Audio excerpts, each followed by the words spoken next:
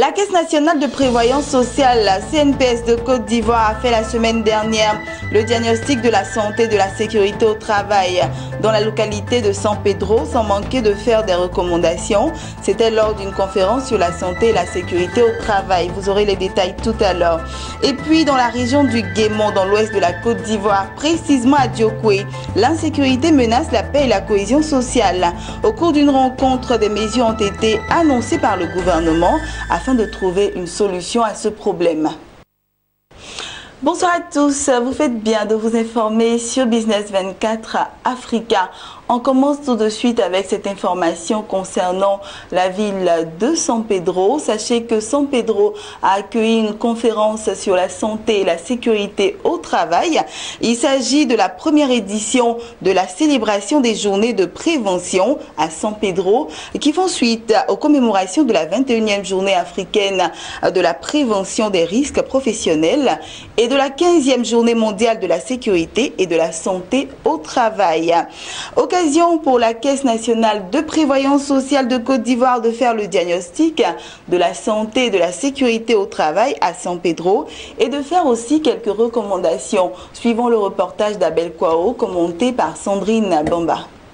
Autorités administratives, responsables d'entreprises privées et publiques, leaders syndicaux et animateurs d'organisations non gouvernementales ont pris part à cette première édition de la célébration des journées de prévention de San Pedro. La rencontre, qui fait suite aux commémorations de la 21e journée africaine de la prévention des risques professionnels et de la 15e journée mondiale de la sécurité et de la santé au travail, organisée par la CNPS, Caisse nationale de prévoyance sociale de Côte d'Ivoire, sur le thème « Faire le diagnostic de la santé et de la sécurité au travail dans la région ».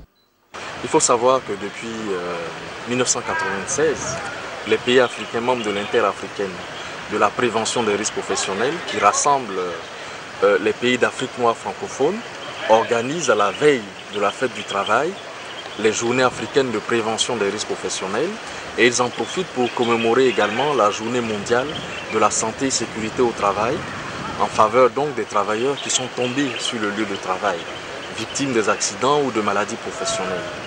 Et ces journées ont été réalisées à Abidjan les 26, 27 et 28 avril dernier, et nous avons tenu à apporter les mêmes informations aux travailleurs de San Pedro et également prendre leurs avis concernant leurs conditions de travail et l'amélioration de leur bien-être au travail.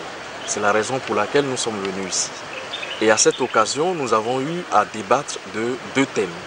Le premier qui portait sur l'évaluation des risques professionnels et le deuxième qui portait sur l'optimisation de la collecte et de l'utilisation des données de santé et sécurité au travail. Plusieurs recommandations ont été faites au titre de l'évaluation des risques professionnels, mener des actions pour vulgariser les méthodes d'évaluation des risques professionnels dans les entreprises des zones ouest et du sud-ouest, en ce qui concerne la prise en charge et de l'actualisation de la liste des maladies professionnelles. Il a été proposé d'organiser une campagne d'information en vue d'améliorer la collecte de données, le diagnostic et la prise en charge des maladies professionnelles. Enfin, au titre de la collecte des données sur la sécurité et la santé au travail, organiser des actions de formation à l'endroit des gestionnaires d'accidents du travail et maladies professionnelles, des entreprises et des institutions de sécurité sociale en vue d'améliorer la collecte des données sur la sécurité et la santé au travail. Au cours de ce séminaire, on a beaucoup appris, des choses que nous ignorons pratiquement au niveau de la société. Donc c'est un débat vraiment enrichissant. Un échange avec la CNPS, on a beaucoup découvert et vraiment, ça nous a enrichis. Rappelons que chaque année, depuis 21 ans, les pays des risques professionnels célèbrent le 30 avril la journée africaine de la prévention des risques professionnels. Instituée la veille de la fête du travail, cette journée vise à éveiller l'attention des travailleurs, des employeurs et des pouvoirs publics sur l'importance de la prévention des risques professionnels, car malgré les progrès de la science et de la technologie, les victimes d'accidents du travail et de maladies professionnelles sont encore trop nombreuses. Voilà, rendons-nous à présent dans la région du Guémon, précisément dans la ville de Djokwe, c'est dans l'ouest de la Côte d'Ivoire, où l'insécurité grandissante menace la paix et la cohésion sociale. La situation sécuritaire dans le département de Djokwe est préoccupante. Alors, des mesures ont été annoncées par le gouvernement ivoirien pour trouver une solution à ce problème. C'est ce qui ressort de la rencontre avec les différentes communautés.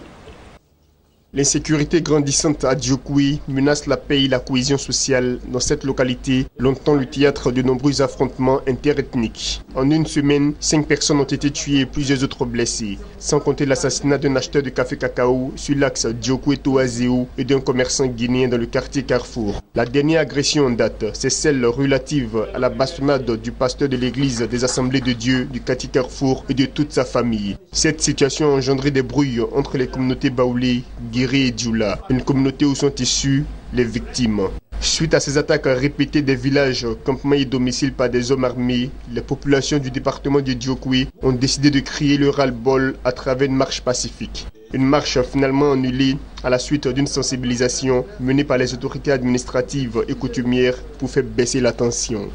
C'est parce qu'il y a l'insécurité totale au niveau de Djokwe. Il y a toujours des morts, des braquages, des viols, etc. Et on a eu plusieurs réunions avec le préfet.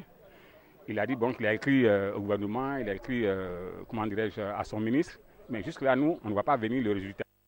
Avant de trouver une solution définitive à cette insécurité, les autorités assurent avoir entrepris des démarches auprès du gouvernement pour que la sécurité soit renforcée à Djokwe. Nous attendons la décision du chef de l'État, du Premier ministre, ministre d'État, ministre de l'Intérieur. Nous attendons des réponses vraiment venant d'eux. Avant de venir ici, nous avons rencontré le ministre d'État, ministre de l'Intérieur, assurant l'intérim du monsieur le Premier ministre, avec lequel nous avons échangé, qui nous a demandé de prendre ses condoléances et souhaiter prompt établissement à nos parents qui sont encore à l'hôpital. Nous avons exprimé, présenté la situation sécuritaire de Djokwe. Et je crois qu'un homme d'État, il a aussitôt répondu à nos préoccupations en donnant des instructions pour que les forces de l'ordre soient dotées d'engins de déplacement et que le CCDO se déplace ici. Et que le quartier Carrefour, où vraiment, que le théâtre, mais qui n'est pas éclairé, et que ce quartier soit éclairé. Après un retour au calme, les populations sont rentrées chez elles dans l'espoir de voir les promesses du gouvernement se réaliser le plus tôt possible. Voilà, c'était le compte rendu de Théodore Kanga, commenté par Lawani Babatunde. On arrive à présent aux informations en bref et en images. Le Ghana dédie actuellement 2,2 milliards de dollars par an aux importations alimentaires. C'est ce qu'a relevé le directeur général du Centre ghanéen de promotion de l'investissement. Qualifiant ce montant d'inacceptable, le dirigeant a souligné que le Ghana pourrait, à la faveur d'un développement des investissements dans le secteur agricole, notamment dans la zone écologique des savanes du Nord, économiser une telle somme et accroître ses recettes d'exportation. Et puis on termine avec ceci. Sachez que l'Afrique du Sud est entrée en récession après que sa croissance économique ait reculé pour le deuxième trimestre consécutif. Après avoir baissé de 0,3% au dernier trimestre 2016, le produit intérieur brut PIB a reculé de 0,7% pour le premier trimestre 2017, selon un rapport publié par l'Institut sud-africain des statistiques. Cette performance bat en brèche les prévisions de plusieurs analystes qui s'attendaient à une relance de la croissance du PIB d'au moins 1% sur la période de référence. Cette récession est annoncée alors que le pays accumule des mauvaises nouvelles.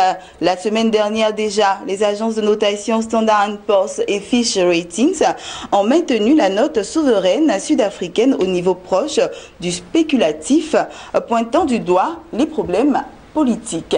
Voilà, c'est ici que nous refermons ce temps d'information. Restez toujours sur Business 24 Africa.